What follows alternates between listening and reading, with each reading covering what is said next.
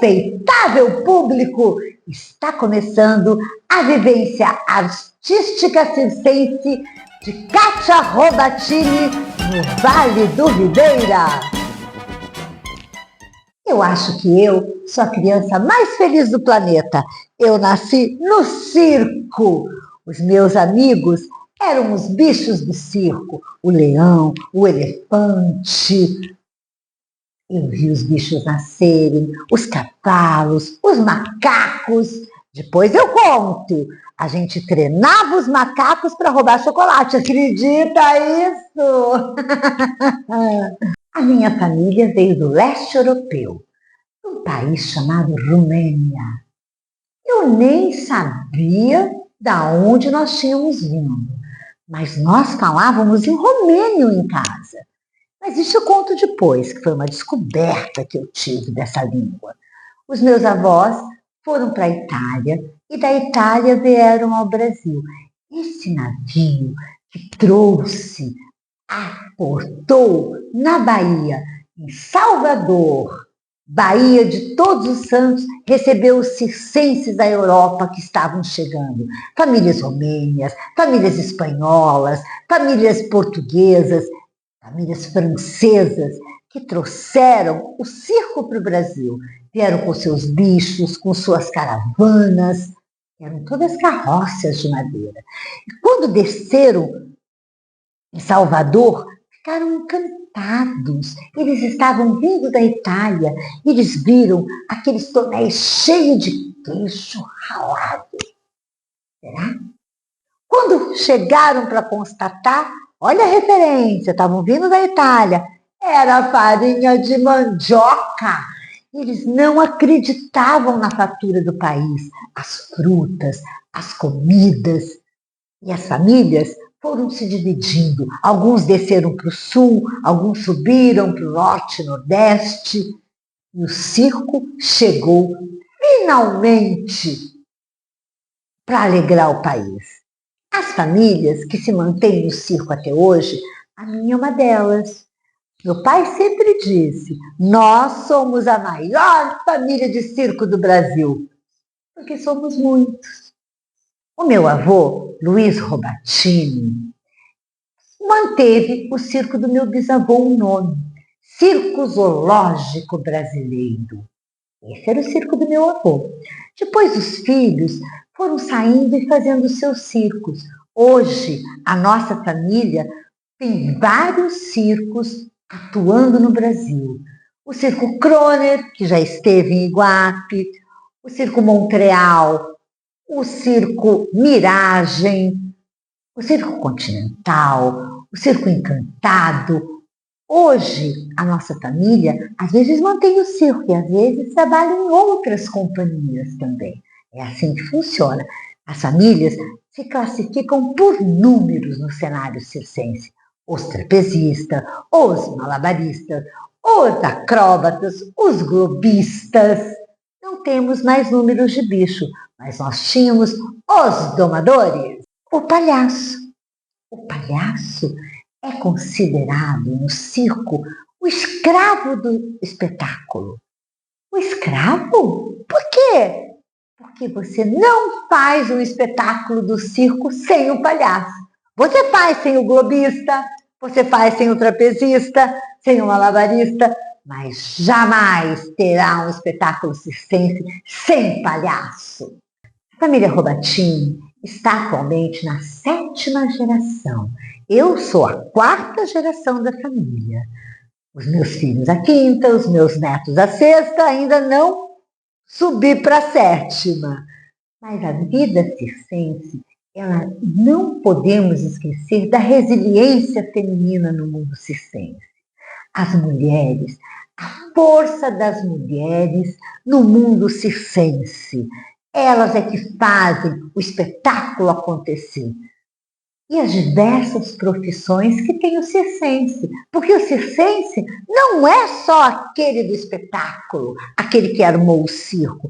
Ele é o que transporta, o que cuida, o que pinta, o que arruma, o que faz a parte elétrica, que liga as águas que estão chegando. O circense A maioria, as mulheres dirigem, porque elas precisam levar os trailers, os carros. Então, as mulheres circenses sempre foram independentes e resilientes. O dia do circo, que é dia 27 de março, é o aniversário de Piolim. Abelardo Pinto, o palhaço Piolim, é a alma do circo, a referência da alma brasileira para os intelectuais da época. Personagem constante em uma São Paulo que ele próprio viu virar metrópole.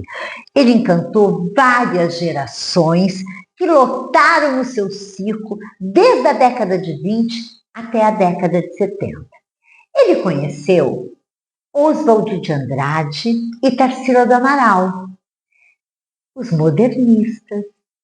Eles resolveram, então, banquetear-se de Piolim. Vocês já ouviram falar a palavrinha antropofagia? Antropafagia? É comer o outro. Mas é literalmente comer, como os nossos índios faziam. Quando eles lutavam, eles pegavam os prisioneiros, que eram aqueles grandes guerreiros, e eles tinham uma admiração, um respeito, um ritual. Se eles comessem, saboreassem, eles iriam adquirir todas aquelas qualidades que o guerreiro tinha. Então, Oswald de Andrade, Mário de Andrade, Tarsila do Amaral, Anita Mafaldi e Menoque Del Picchia fizeram o banquete antropofágico de Piolim, como se eles estivessem saboreando cada detalhe, cada sabedoria de Piolim. A arte circense foi muito reconhecida pelos modernistas. Em 1972, que foi os 50 anos dos modernistas, o MASP resolveu fazer uma homenagem e pegou o Circo do Piolim, que estava lá no Paissandu, e levou para armar no MASP, para comemorar os 50 anos da arte moderna.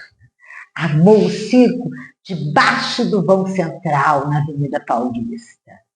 Não era bem o local que Piolim queria que armasse. Na verdade, ele queria que armar o circo lá no Belvedere. Mas foi no vão que o circo ficou. Essa homenagem dos 50 anos dos modernistas, o convite foi feito para ele por Lina Bobardi.